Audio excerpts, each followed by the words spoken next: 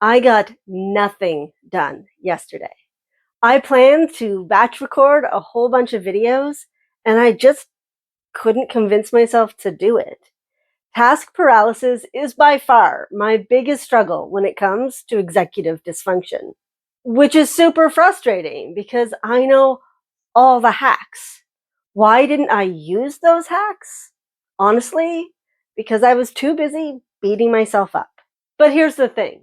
If I had just stopped blaming myself, I could have found solutions. No, not even found. Just used the solutions I already knew existed. So I'm starting this video with the caveat that in order for any of these hacks to actually work, you have to give yourself grace first. Don't do what I did yesterday. Do what I'm telling you to do right now, and I'll try to do the same. That way we can all use these 5 great hacks to help with our executive dysfunction. Let's get started. If you're new here, I'm Kristen. I'm a fellow ADHDer, a neurodivergent art teacher, and a creative mindset coach. And I'm here to help you use your creativity to thrive divergently. Do you know what it means to be divergent? Most people think it just means to think differently. But divergence is the opposite of convergence. It means to radiate outward in all directions. And that's what our brains do. We take in more information, we have a broader perspective, and we are super sensitive to things that other people can't perceive. We are idea generators, complex thinkers, and creative problem solvers. And if you think about it, neurodivergence doesn't mean that we don't know what to do. It means that we struggle to get it done. A million ideas means nothing if our executive dysfunction means that we can't remember them. Luckily, that's our first hack. Outsource your working memory. Your memory, especially as an ADHDer, is a liar and a cheat. She can't be trusted. Stop relying on her and find alternative ways to remember what you need to. You wouldn't trust a friend that always lets you down, so why are you trusting your brain when you know that your memory isn't good? The funny thing about this is that the less you try to remember, the more executive function you'll have to remember. So instead of keeping it up here, get it on paper. Use planners, post-it notes, put things in your phone, in your timers, and on your calendar. And try everything. If it doesn't work, blame the system and move on to try something new. And listen, if you're the sort of person that doesn't remember to use your reminders, that's me too, stop beating yourself up and just go back to using them when you remember. Put it somewhere that is easy to reach and that you're going to see every single time you walk past it. You are way more likely to remember to brush your teeth if you have a post-it note on your mirror in the bathroom reminding you to do so. Reduce the barrier of entry. Planners work best when they're on your desk, open to the right page. You'd be surprised at how many of us think that our planners don't work when they're stuck in a drawer somewhere and we don't even see them, let alone think to use them. But let's say you do remember, but you still can't get things done. Then this next hack is going to be perfect for you. So our second hack is body doubling. There's something about working with somebody that holds us accountable and helps us get through things that would otherwise be impossible to get started on. The trick, though, is that you don't want to be monitored. Neurodivergents often really struggle with the concept of being perceived. We don't like to be watched. So having somebody just come over to watch us work isn't going to work.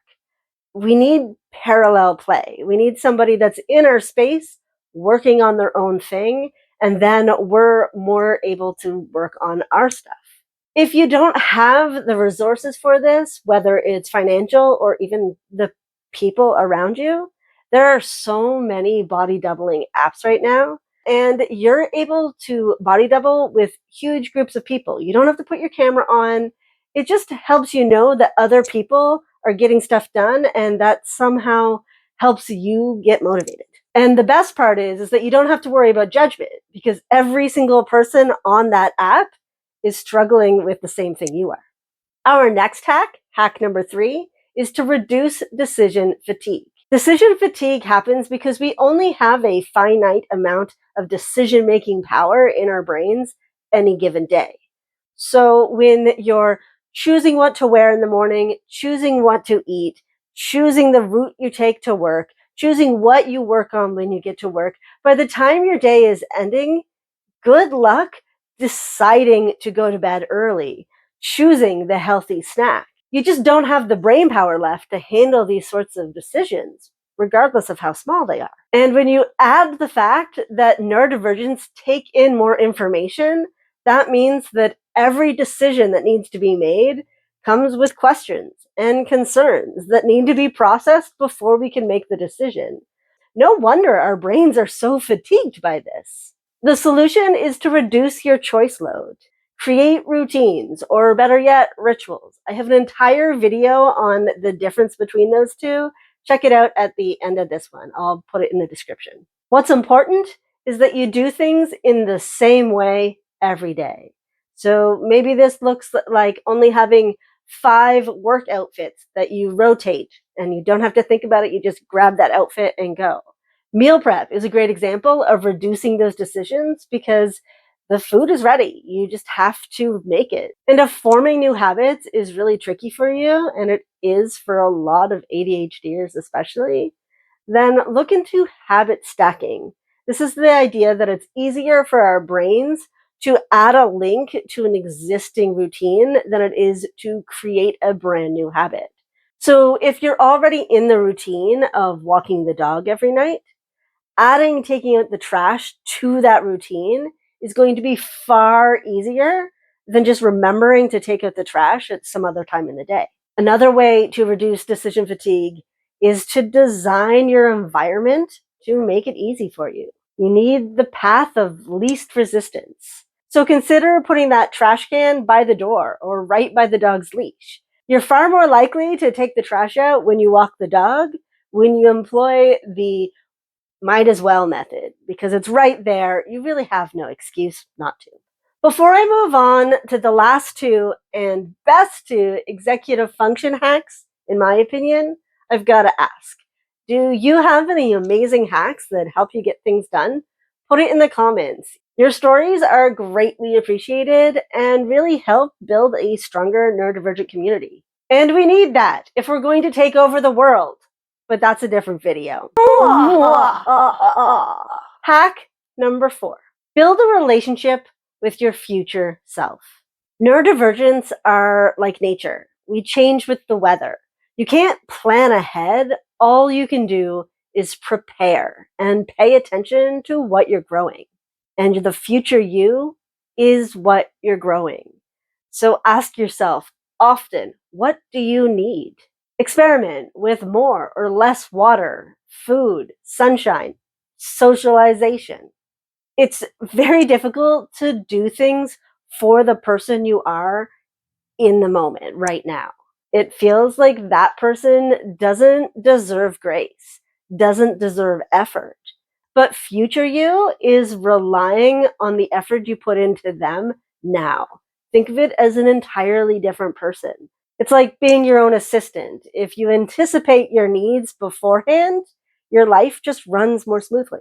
Your future you needs your help, so make her a priority. And lastly, hack number 5 is to build dopamine into the process. You need small rewards, even for things that you may not think are all that worthy of appreciation.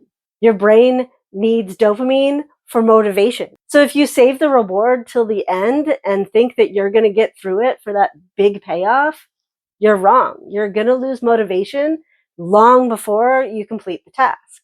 So don't save your reward until you're finished.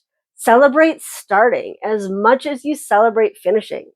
Celebrate starting again the most. Gamify your tasks as often as possible.